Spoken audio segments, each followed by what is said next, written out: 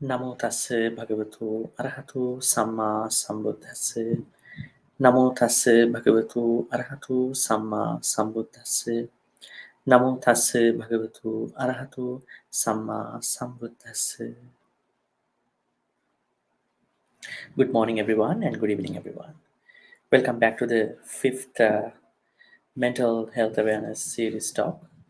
In today's talk, we will be getting into an pretty interesting topic. As the title suggests, it is revenge, fantasies, and self-respect.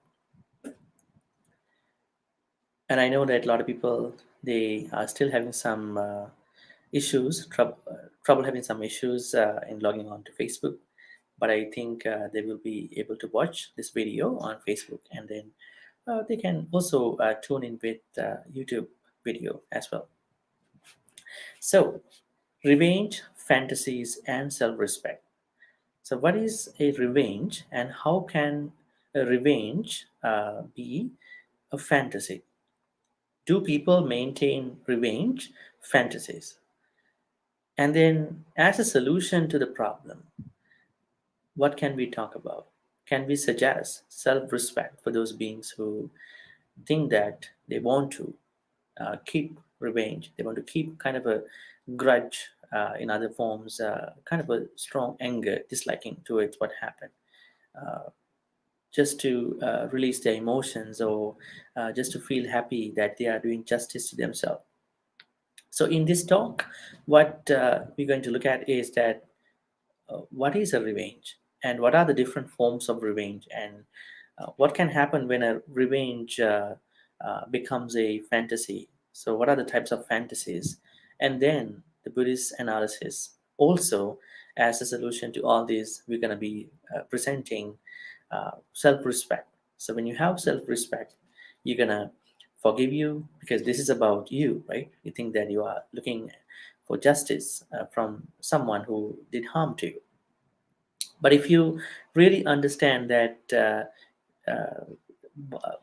in the form of revenge, what you are doing is that you are harming yourself, and that uh, uh, you need to respect you. We call it self-respect. So self-respect kind of is a cornerstone of self-confidence. So this is the kind of context we will be looking at today. So now, just to think about our own life in a broad aspect, have we ever been wrong and wished that we could punish the person who really hurt us? I would say the perpetrator. There may have been a lot of events, chances, I would say, different situations where we felt hurt, the way that we ponder, the way we perceive. And then, if we are not really understanding about, if we are not really trying to understand about what we need to do for that kind of a revenge, that kind of a feeling, how to manage that kind of a feeling, then the uh, revenge is unavoidable. Revenge can uh, arise within us as a response to the particular event. So the desire to take revenge, is within us. It's kind of a hardwired within us.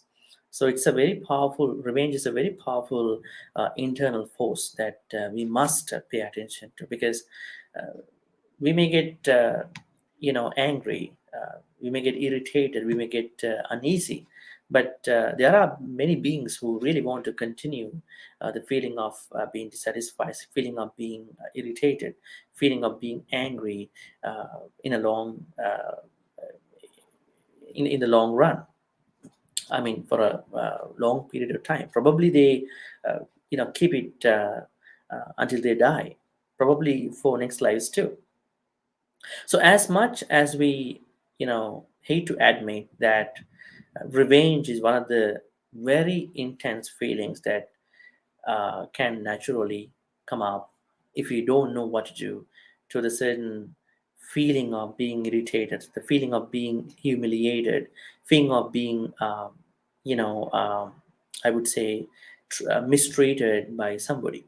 So this is why we really want to understand what is a revenge and how to manage our revenge, how not to develop the feeling of revenge, how not to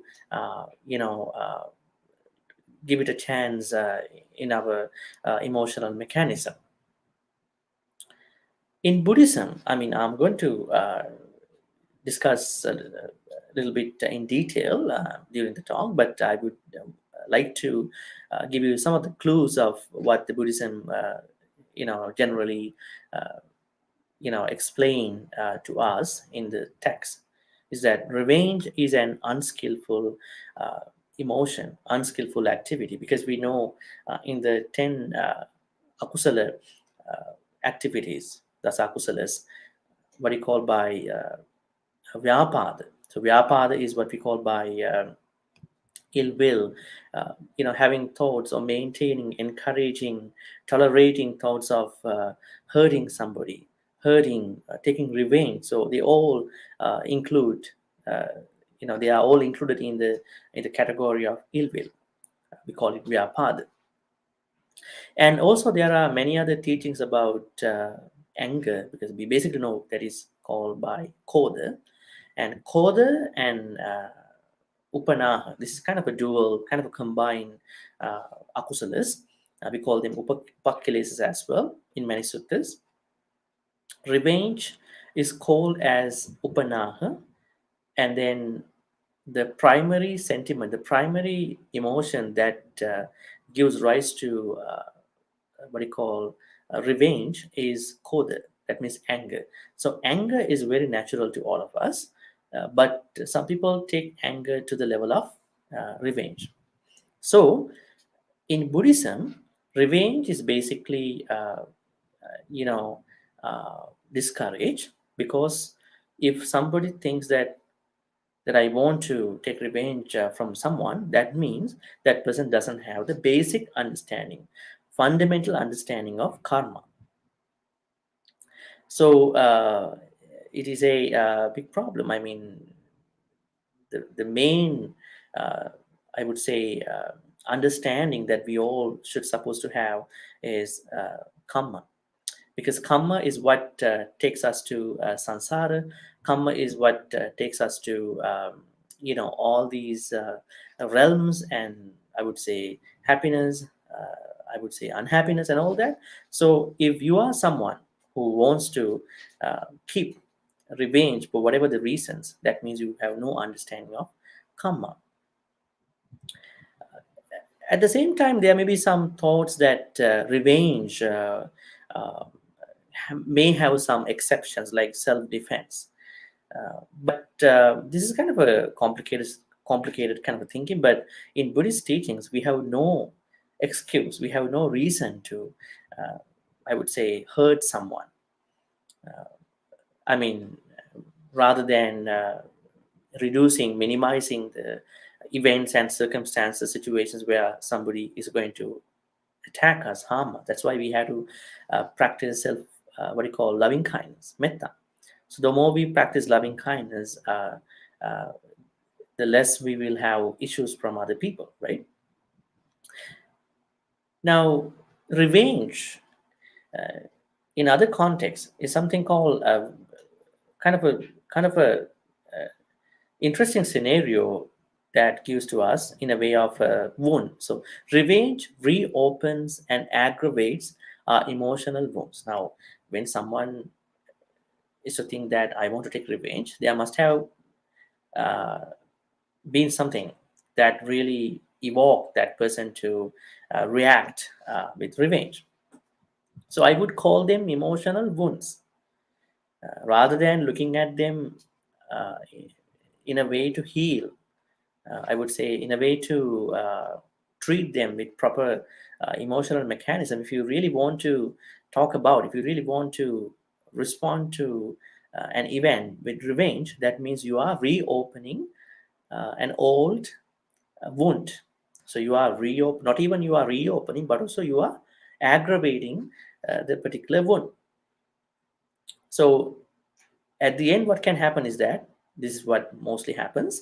You end up punishing yourself, where you don't have self-respect for you, because you think that uh, you are responding to someone who did bad to you, but overall what is happening is that you are hurting yourself, you are disrespecting, you are punishing yourself with a lot of anger. Even you did that, when you look back, you are happy that you are happy in a very negative way that I did it. So they were given the due punishment, right, in your mind, in your emotional, within your emotional mechanism structure. So every moment you think about that, they were punished in the form of a revenge that you initiated, you having anger. So you are not developing self-respect for yourself. And some people may think that revenge is a kind of an emotional release. Then, and we need to do it. Uh, this could have pros and cons, because initially it might seem to us that it's a good thing, but you have to be careful. Probably you can bring this revenge perspective in a better way. We're going to be looking at that under the healthy revenge. I mean, there's no revenge. Probably you are working on another healthy side of your life, not trying to punish that person by punishing you and by punishing other people. You are not trying to bring up a lot of chaos, but you are trying to speed up, you are trying to succeed in your own life as a response to the particular uh, irritation, anger, frustration, humiliation. You are not trying to punish those people or you are trying to develop something better within you. That is kind of a healthy revenge.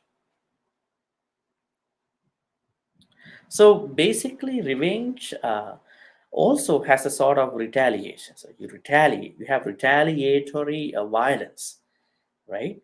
The Buddha always reminded us that retaliation is quite harmful.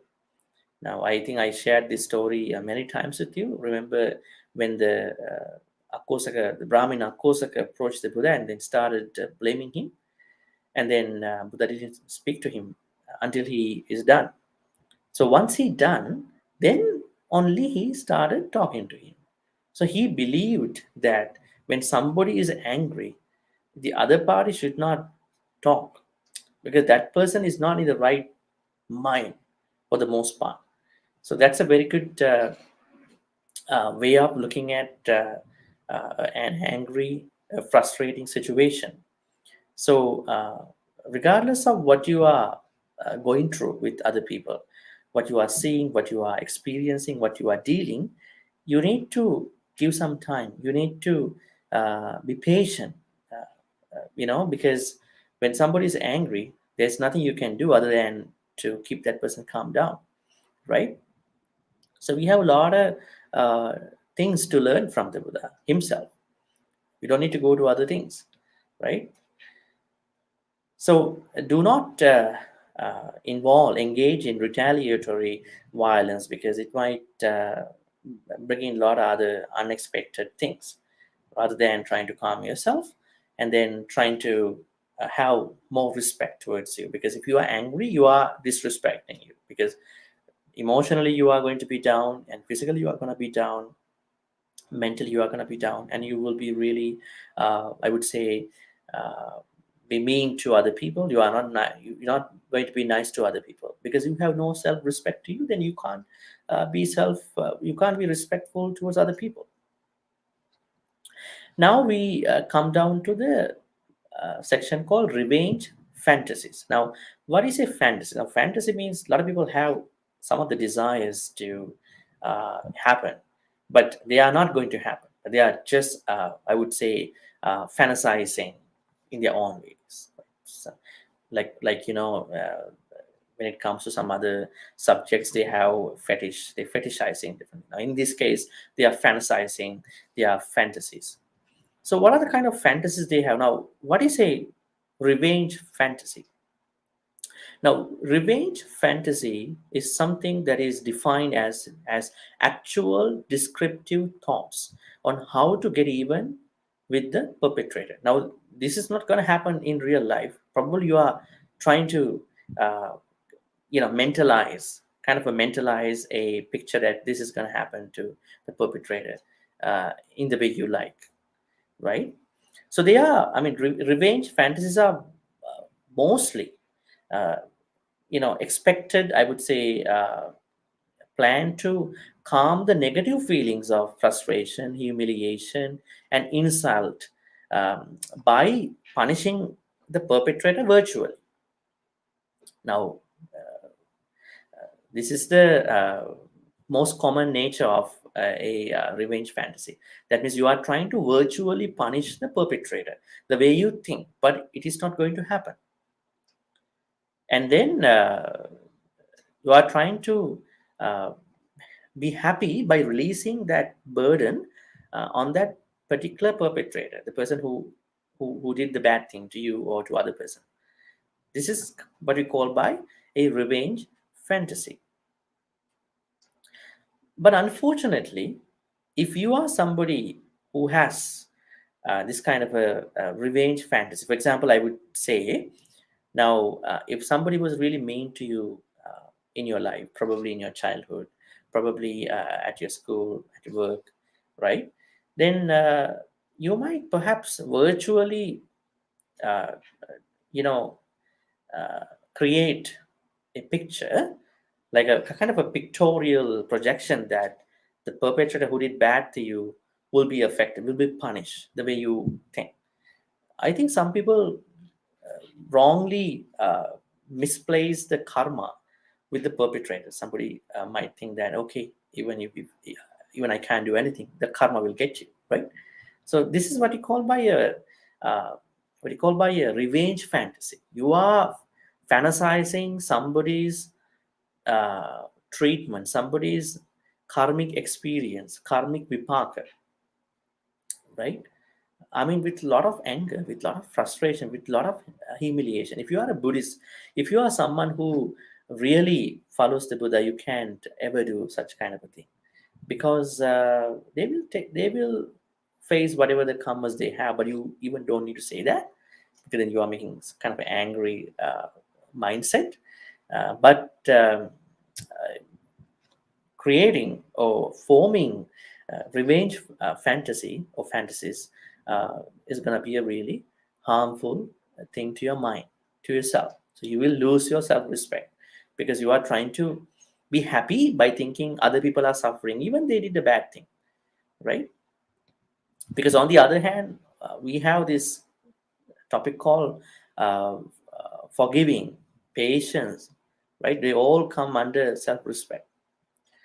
Now, when some people develop these fantasies, revenge fantasies, uh, they can also develop some forms of sadistic pleasures, and they enable closure. That means they're going to be very, I would say, really abnormal people because they have these virtual kind of wishes. I would say malicious wishes that should happen to other people, and also they might have some of the benefits the way they think. Now, for example, I would say uh, people who think that they were mistreated, they were given injustice, they were mistreated, they think that um, the sort of powerlessness and humiliation that they had from these people who they think that mistreated them, uh, they can do something to those perpetrators by virtually expecting the harm of themselves, harm of those people. So in Buddhism, we cannot uh, agree to this kind of a notion called revenge fantasy. Revenge is such a bad thing. At the same time, if you try to fantasize a revenge in a virtual form, okay, I mean, this could be anybody. I mean, I know there are people who have had some bad experiences within their families. I mean, my mother, father, my siblings, and my friends, my co-workers, my I would say friends, and all these people, probably other people. They are always thinking, going beyond the law system of a country, or going beyond the self-respect, forgiveness kind of concept. They're always virtually fantasizing the harm of other people. Now, if you look at the Metta Sutta in the Buddhika Nikaya, you can see the Buddha clearly uh, teaches us Nanya Manyasa Dukkha, right? Vyarosana Patika Sanya, Nanya Manyasa Dukkha. Uh, Nobody should expect the ill fortune, I would say, the ill state. Nobody should expect the harm of anybody. That means we can never, ever wish, uh, the harm of any being in this universe, though they were bad to us. They were bad to us for different reasons, but we have to minimize those occasions, situation by, taking care of us. Uh, but at the same time, we should never ever try to form habits or thoughts, emotional structures to uh, reply to them with the same thing. I mean, if you do that, you're gonna be not different than somebody who we know in the past. In many religions they talk about, if somebody is gonna get your eye, you're gonna get that person's eye too. I mean, we are not trying to be that kind of retaliatory people, like people who are really unwise, right? We have to stop the retaliation. We have to, I mean, I'm talking about the revenge. I'm not talking about these huge concepts that countries have for different reasons. I'm talking about individuals, self. Because if we do not try to uh, give some respect towards us, because we are the people who are suffering within us, not other people. We think that we are doing justice to the particular incident by virtually thinking the harm of other person who actually was mean to us. But at the end, what happens is that we're going to be ended by harming us a lot. And there are many researchers, studies have been done by scholars. A recent study was done by a couple professors, and they found out something about revenge fantasies. And they say that the revenge fantasies exist among all of us, right? Because even when you take children, they may take revenge. They may develop revenge fantasies to disavow their inability to act and disguise their feelings of shame. Okay, so they try to be uh, standing on their feet and speaking up in the form of a at some point, not maybe not everybody, but most of them probably develop revenge fantasies, because they think that this could be a way of expressing their disguise, their, I would say, frustration towards the people who were bad to them in the way that they think, right? And also, they found out that there is a, um, I would say, you know, gender involvement to revenge. Now, in the research, they found out that the men have more revenge, vengeance towards the perpetrators uh, rather than to women. Because the thing is that the notion of, I would say, uh, what you call by, you know, this is what you call by the nature, I would say, the man-mindedness, I would say. So there is a stereotype, we call them gender stereotypes, because they serve as powerful factors in organizing individuals individuality. But when it comes to men, they may take revenge as a very powerful tool to, I would say, ensure, to develop, to retain, uh, what you call, the manness, than to women. Now, when you look at the Western societies, in the West, we don't see that people are trying to take revenge, but they may have revenge fantasies. In the East, we can see that people try to retaliate, people try to speak up, not speak up, people try to take revenge very fast. I mean, not even the East, but also the West, they both have a common nature in terms of, I mean, encouraging revenge in the form of movies. If you take many movies, both I wouldn't mention the sort of movies.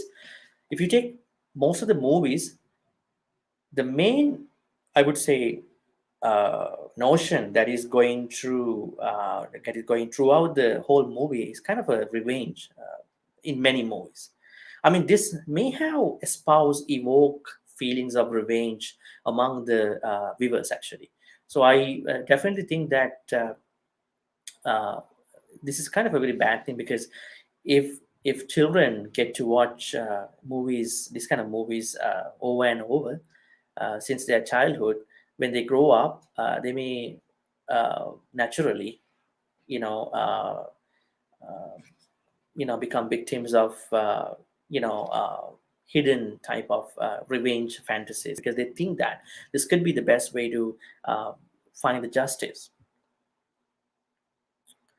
So there may be different reasons why uh, the people in the West, especially the men, would like to not would like to.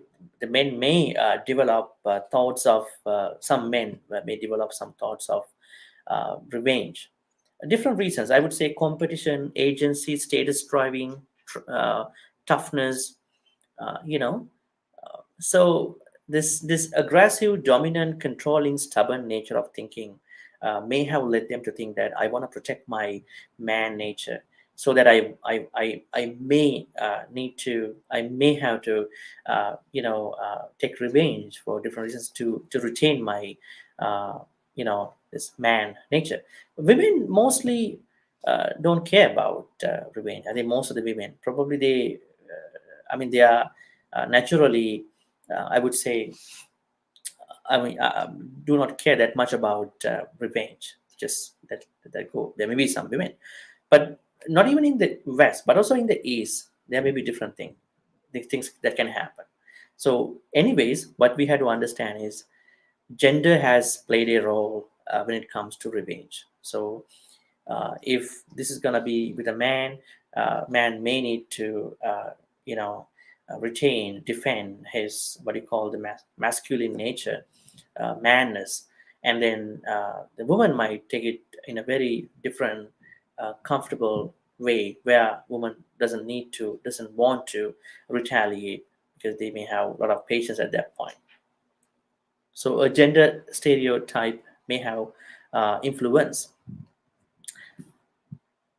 Folks, if you have any questions, please type in your questions here too. I will get into those questions during the talk. Okay, let's move on to the Pali sources, where we can learn some of the very important teachings of the Buddha. Now, what is a Pali term that we can use for revenge? Now, we find a couple of Dhammapada stanzas. Let me read for you. This is Dhammapada stanzas 3 and 4 in the first chapter, called Dichotomies. Akkochi mang avadimang, ajinimang ahasimi. Ye chatang upanaihanti, verang tesang na sammati. Akkochi mang avadimang, ajinimang ahasimi. Ye chatang nupanaihanti, verang tesu prasammati. So the first stanza talks about why the hatred of some people does not cease, does not end. The second stanza deals with the way how to end kind of an enmity or anger, or a persisting anger, which means revenge. Now, what is the word that we can learn here? The word is upanaihanti. Now, this is the same word that we know in many other suttas in Majjhima Nikaya called koda upanaha. So, upanaha is revenge, and upanaihanti means try to take, or I would say take revenge. So upanaihanti, it's a good Pali term to understand for revenge. So revenge is a part of vyapada. So vyapada is the bigger context. Vyapada means ill will. Ill will means that you have destructive thoughts of other beings. So because of that vyapada, ill will, you may try to take revenge from someone, from some, even from you. The people who commit suicide, take their lives, they are not exceptions in this context, right? That they are angry towards them, which is a really bad emotion in the Buddhist state. You can't even take your life because you have to respect you, because you were born with this beautiful skillful life, because you may have done a very good kusala karma. You can't do that. If you do it, that means you start from vyapada and then you slowly going towards panatipata, taking life or killing. In Buddhism, not even the killing, but also any intention, any thought of killing someone, any destructive thought should not be encouraged, should not be tolerated, should not be developed, should not be improved, encouraged. See, I mean, how skillful is that teaching, right? Okay. Now, there's a very interesting story in one of the suttas called Kakachupama. The Kakachupama Sutta, to my understanding, probably this is Majjhima Nikaya 121, 121 Sutta, probably had to check that. Kakachupama Sutta. So Kakacha means it's a soul, and then Kakachupama means the sutta that is where you see soul as has been used as a simile towards the fundamental, notion, fundamental understanding of the sutta. In this sutta, there is a lady called Vedehika, and then there is a maid. Now, the maid was a really good maid, but one day she thought she would want to check her, I would say, uh, her master lady's patience. Master lady was a really good lady. So this lady was a really good one. She was very patient. She was very kind.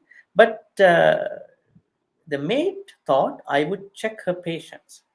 So what she did was, one day she thought, today I will not, uh, wake up as I used to be, and then she didn't wake up, you know, at the time that she normally wakes up. So she was very. So the Vedehika, the master lady, was unhappy, and she asked, "Why you did not wake up? Why you didn't wake up?" And then she said, "I was running things up until late night, so I couldn't wake up." And then now she, I would say, the maid wanted to further know how patient, how kind is my master lady, Vedehika. And on the second day, also she did the same. She didn't wake up. Probably she slept for another 1 hour. And then she was even a little bit mad, the Vedehika. And then she was really asking, why you didn't wake up? You're supposed to wake up. And on the third day, uh, maid slept for another couple hours, and then she woke up. And Vedehika, the master lady, was really irritated and angry, and then she hit her with a tool. At the same time, she cut her head, and then the blood was running from her cut head. And then she was trying to tell other people that uh, this lady Vedehika was not the kind person, was not the good person, and she was a really bad person. This is what she did to me. Now, this was a story about, to understand, to see the patience of someone. You are not supposed to do that. So, uh, throughout the sutta, the main understanding, the main, I would say, a narrative that is going through the whole sutta is how to look at anger and then what we are supposed to do. Now, there is one place where the Buddha talks about if a person tries very hard to burn the river Ganges with a grass torch, thinking that he can heat it up and boil, there is no effect because the river Ganges is deep and enormous. Likewise, when a person tries to behave in a hostile or disagreeable way, instead of reacting, contemplate oneself to be like the river Ganges, very expansive, fathomless, free from hostility, free from envy. What does it mean? What does it say actually? It says that we have to be like Ganges. So nobody can burn us just with a grass torch. We have to practice patience. You can't say that my patience is running out now. A lot of people make this mistake. You know what?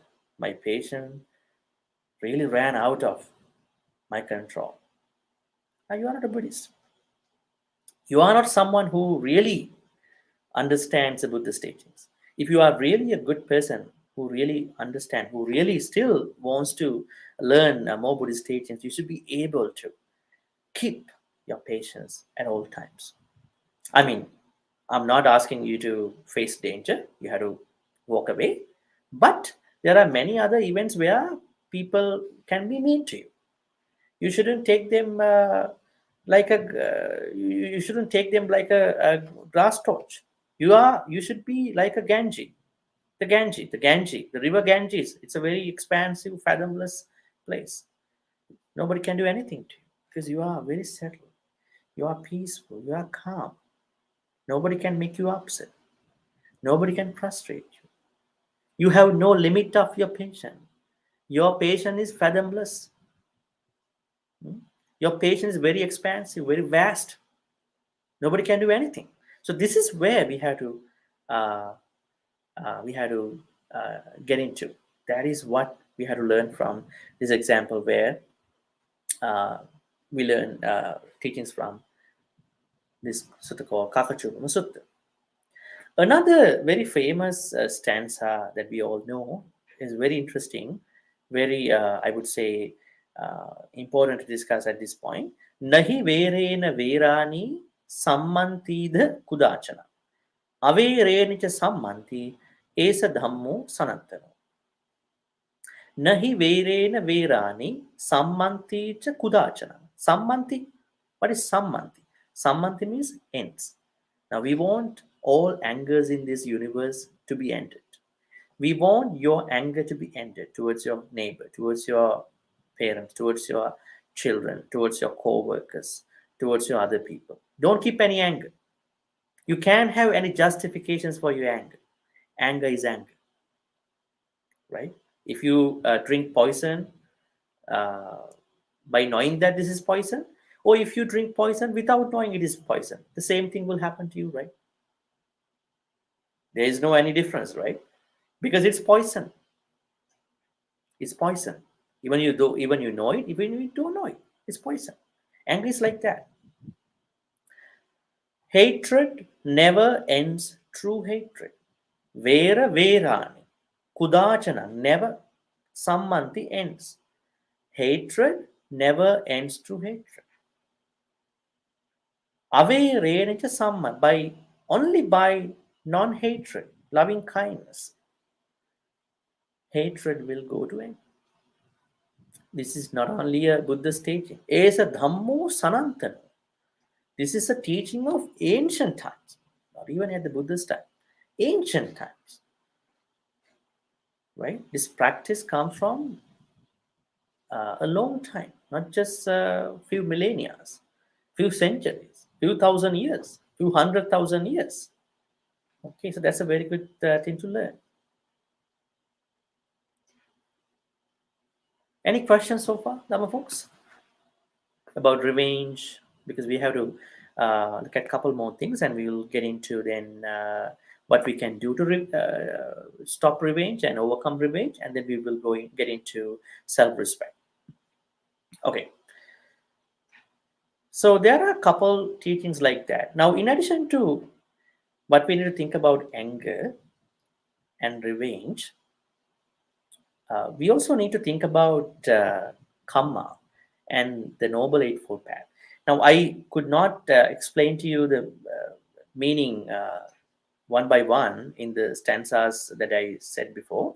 Akochi Mang, somebody abused me.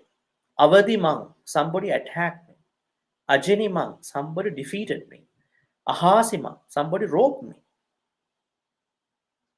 For those that carry thoughts like this, their hatred never ends. I know that we don't like somebody attack someone.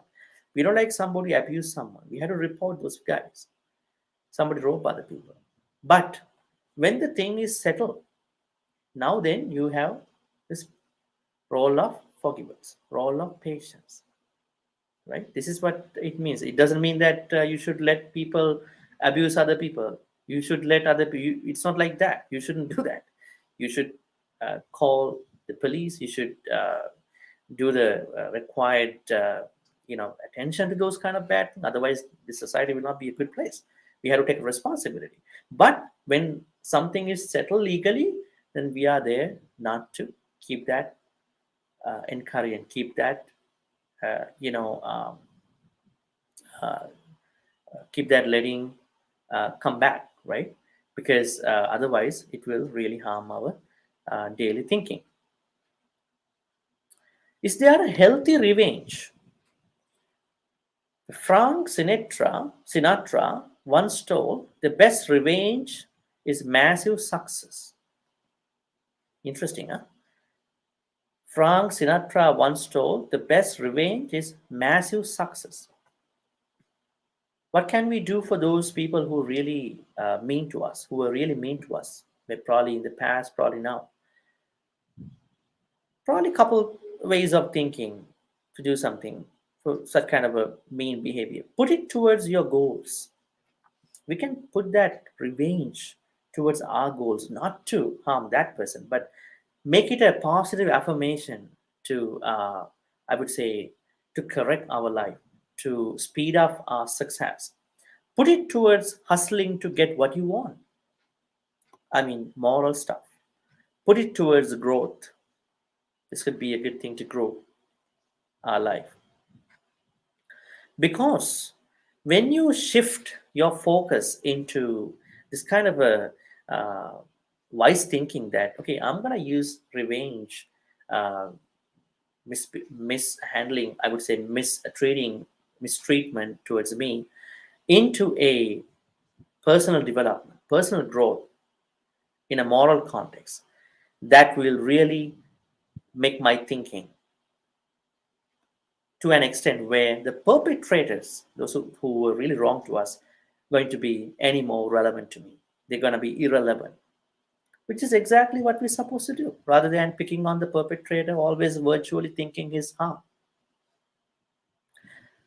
Now, some people also think that, this can happen always. My everything is copied by somebody. What I do is copied every day. If I talk a good thing, the other person is copying what I said, and she's gonna be taking the credit. Don't worry. We have to make our content, our power, our everything unstealable. If you do the same thing like other people, it will be stealable. You have to create your content. You have to create a life. You have to form a habit that is unstealable, so that you won't be angry. You won't be into a point where you need to retaliate. Now, everybody can do most of the things, normal things, but they can do original stuff. They can be more innovative. But if you are a person who can be innovative, they can steal that. They can take it from you, right? So, in that context, try to shift your revenge thinking, revenge fantasies into a place where you grow yourself, where you develop yourself, where you speed up your success. Then you are making the perpetrator, the person who was wrong to you, irrelevant.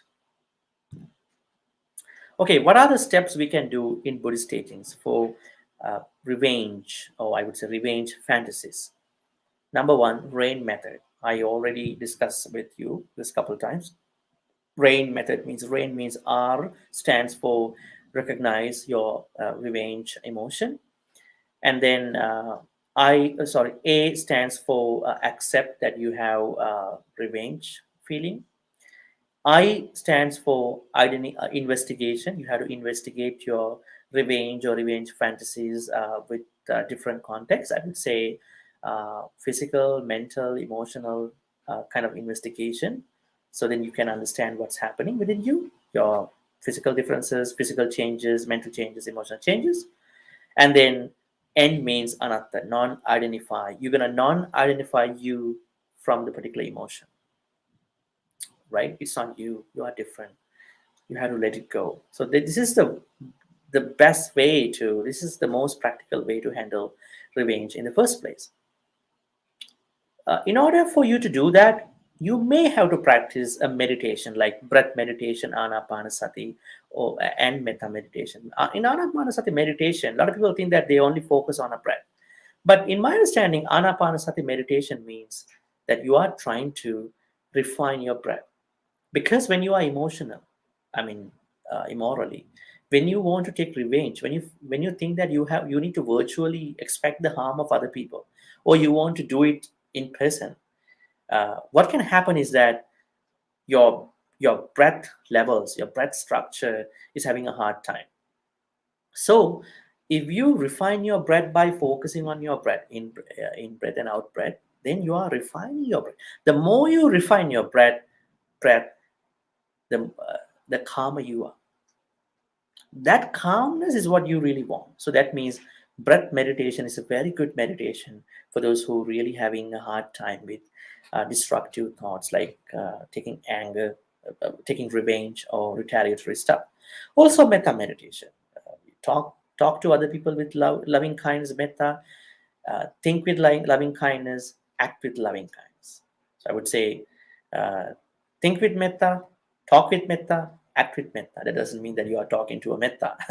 That means talk with metta, talk to someone with metta, act with metta, and then think with metta. So that's the kind of meditation context you can use for rain method. Second is attitude change.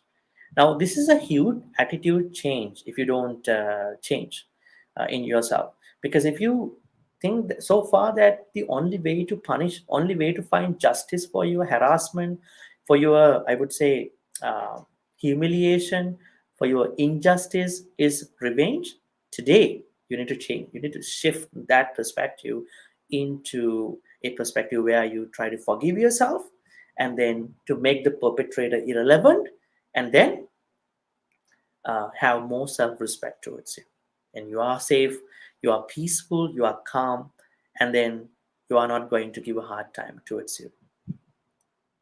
You are really keeping you very comfortable, a nice beautiful human being. Attitude has to be changed if you still have a retaliatory perspective. Letting go, yes, I mean that's a really interesting thing. You have to let go unnecessary stuff. This brain does not deserve this messy stuff. We have to unlearn, right? You probably think that, okay, this is my culture, this is my country, we had to do that, this is our way of doing. No, they're all irrelevant, because if you practice revenge in all these forms, you have to shift that uh, way of developing bad emotions, including revenge. You have to let go. And if you uh, can think about other ways of taking care of yourself and then to overcome uh, revenge, you can also see respect. And this would be the combination of the topic at the end. So because I ask you to apply self-respect as the only solution to revenge. Because you have self-respect, you are trying to overcome revenge, right? A lot of people don't know what I'm going to head into if I don't have revenge towards others. On one side, I don't think that I don't think that the perpetrators are being punished. the reason why Buddha said revenge is not necessary, because we have to bring self-respect to, substitute for revenge.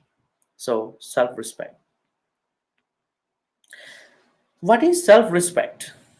As I repeatedly, explaining to you, self-respect is a cornerstone of self-confidence. So we need self-confidence. It arises from self-confidence, because we have different thoughts about self-confidence, and we may sometimes think uh, we don't have enough self-confidence, because in one of the chapters in Dhammapada, Buddha clearly mentioned to us that though I repeatedly emphasize the importance of anatta, but there is atta convention. We have to take care of atta. Now we always think revenge is me, but look at you. Revenge is not you. It's a mishandling of self. Because if you look at you here, and revenge is a mismanagement of the emotions, and then the revenge controls yourself. Buddha says, get out of your body and look at this emotion is going to take over yourself. So you have to deconstruct you from that particular bad emotion, and you have to take over the emotion. And then you are using your calmness. You are developing yourself, the self, at the conventional level, sammuti level, so that you have self-confidence. Self respect is an offshoot, is a result of a good positive self-confidence. So if you think you have not adequate self-respect, I would suggest you to practice couple steps. So the first step that I suggest you is, when you think about respect, because you would like to respect other people, your elders, monastics, other people who you think that are worthy, but you need to have self-respect for you. If one of the ways to notice that you don't have self-respect is that you have anger towards someone in the form of a revenge. That means you don't have enough self-respect. Because if you have self-respect, you won't have, and I would say, revenge. Because revenge destroys you in the first place, and then destroys the other person, virtually or in person, and then destroys you again, and keep destroying you every time you think about the particular thing that you expected that you did to the other person. So choose self-respect. Number two, consider your own feelings. Your feelings shouldn't be neglected, right? Because a lot of people, they give their feelings towards other people. I mean, we know that we have to take care of other beings, we have to be respectful, but I think you should not let your feelings be ignored. This is a place where you disrespect yourself. You always think you have to respect your elders, respect other people, but you should respect you in the first place. It doesn't mean you want to harm other people. At least you should accept what you want, your comments, your thoughts about you, right? So consider your own feelings and take care of your emotional needs. Now, we all have emotional needs. That is where or when we depend on other people. So look at what emotional needs you would like to have. You can't actually ignore that too, because if you discourage yourself that you don't need to think about it, and then you have no self-respect. Find out people who really can give you what you call emotion, who can actually fulfill your emotional needs. First, you have to first take care of you, and then be surrounded by the other people who can really keep you emotionally energetic, happy. And most importantly, this is a very famous concept, which is also to be seen in many other religions too, as the golden rule: treat others with respect. If you want to earn respect, you need to respect other people too. Now, a lot of people respect other people, but but they don't respect them.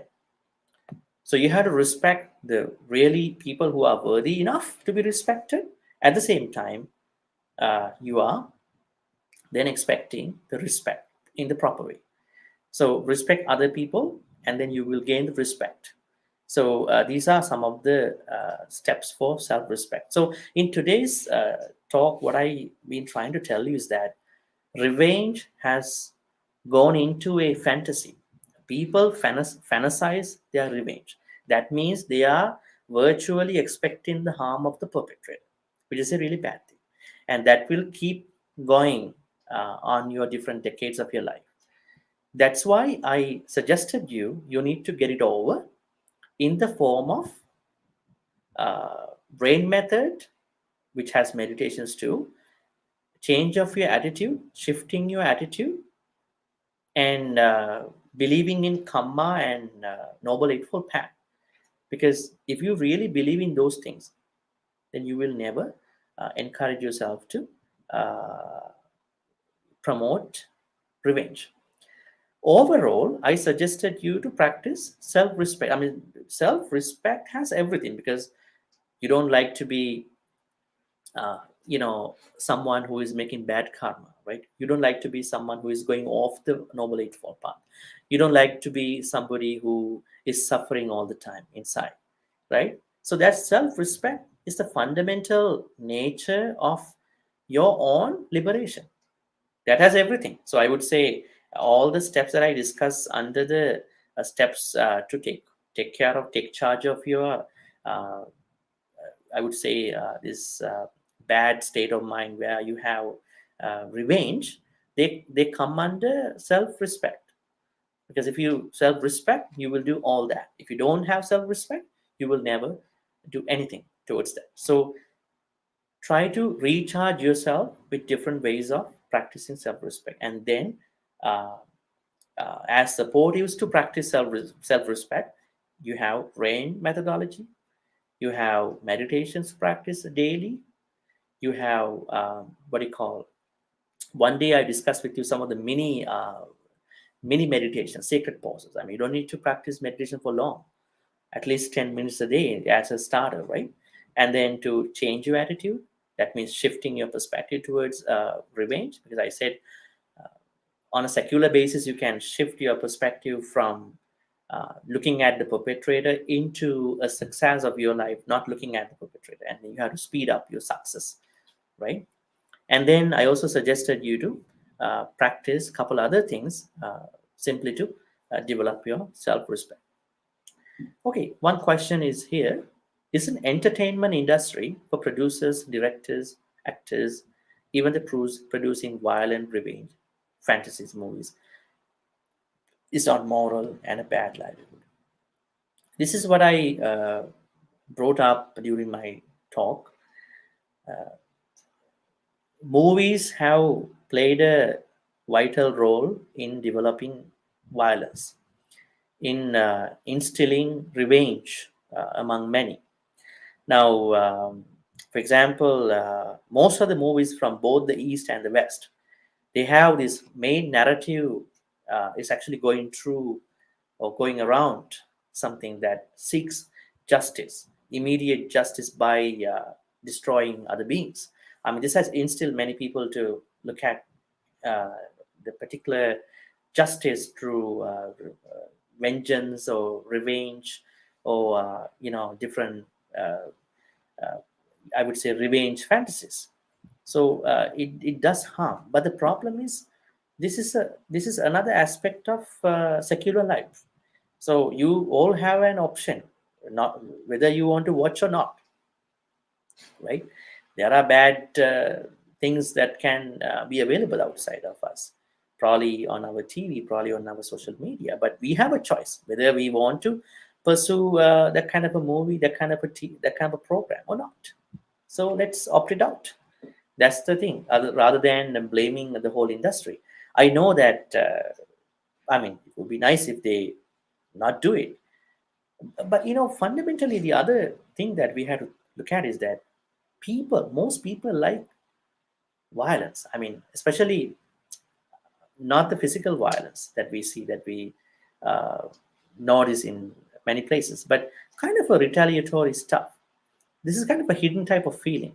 This is why these people in industry, they are trying to espouse kind of a retaliatory things in the form of revenge. I mean, to espouse the justice. But I think we always have a choice whether to watch or not. So find out good ones, not the horror stuff, not such stuff, something which is very peaceful, which is giving a lot of love, which is giving a lot of compassion, which is giving a lot of kindness, which is giving a lot of benefit to all of us. Let's promote that kind of stuff. This is something that we can do.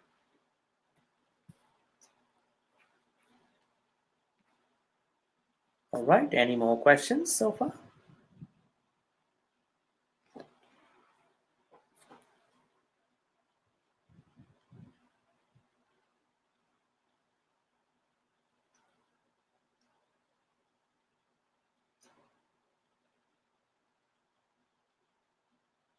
Okay, looks like there are no more questions. So in that case, we're going to wrap this up. Okay, so when we wrapped this up, we have the section called sharing transference of good karmas. So first, let's transfer good karmas to the departed relatives. May all the good karmas we've been accumulated so far be transferred to all the departed relatives who passed away in the name of all of us.